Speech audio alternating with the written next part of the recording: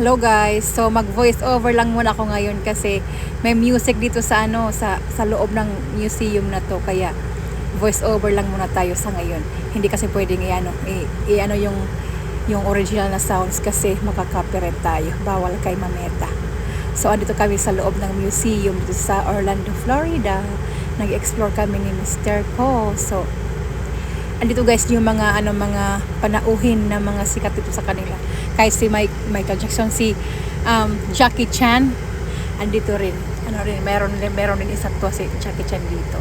Maganda siya guys, para sila mga totoong tao, as in sila kasing laki ng yung estatwa nila, kasing laki ng totoong tao, yung mga nandoon. Para silang aakalain mo yung tunay nga na tao guys, para siyang pagdidikit siya, para tapos magpapanggap pa na na wax or na sa statwa, para siyang estatwa din kahit tunay. Kasi yung babae nga doon na pagkamalian ko rin sa estatwa, kasi sabi ko estatwa rin pala, sabi ko sa kanila, estatwa ba rin to?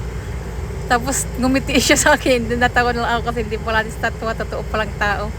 Meron kasi doon guys, nagulat ako, para siyang tawag nito, doctor siya na naka-mask.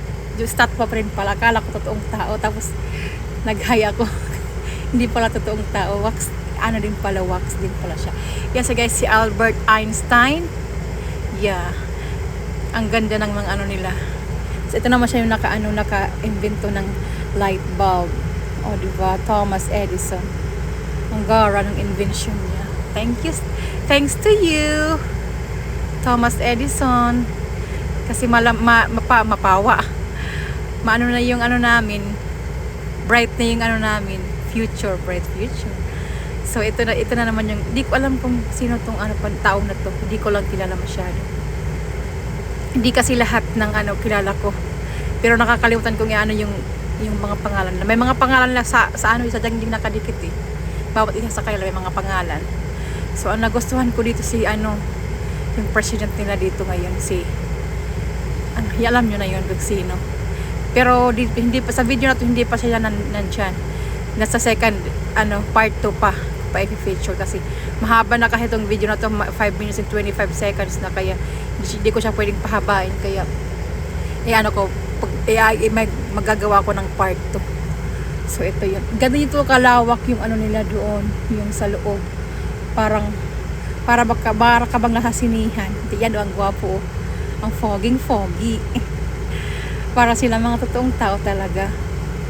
Ayos. Tapos may mga player, may basketball yata yan dyan na player. Tapos meron, ang tawag nito, yung hindi ko nakalimutan ko, yung soccer yata. Hindi ko kasi kabisado lahat ng mga laro. Kaya ayan sila ang gara, para sila mga totoong tao. Tapos sabi ng ng babae doon, bawal daw, wag daw hawakan, kasi daw, pwede hawakan pero wag lang yung mukha at saka yung buhok, kasi daw baka masira.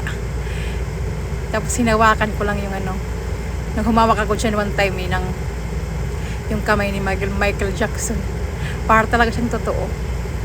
Maputi din siya dun sa statwa niya.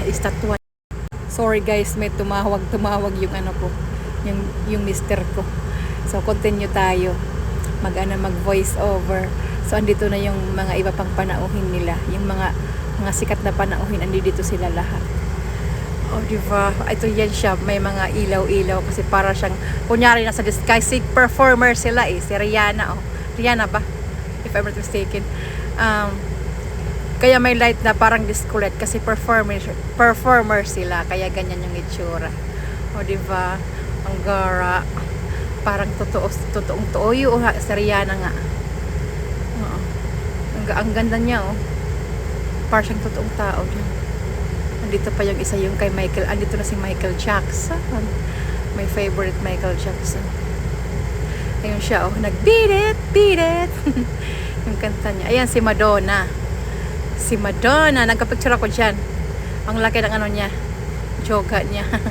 Yung joga niya, hindi ko alam kung sino tong gwapo na to. Ang gwapo niya how much more kaya sa totoong buhay. Ang foggy niya. Tapos dito na si tawag nito, nakalimutan ko yung pangalan niya. Nagpa-picture din ako niyan. Tapos ito naman si Michael Jackson nagbibirit-birit. Ang gara ng ano niya, pose niya, oh. Yung paa niya. Nakaano. Tapos ito naman si, ewan ko, nakalimutan ko ang pangalan niya. Ito naman si Elvis Presley. O, diba? Ito si, ay, kalimutan ko yung pangalan niya ulit. Jennifer Lopez. Yun.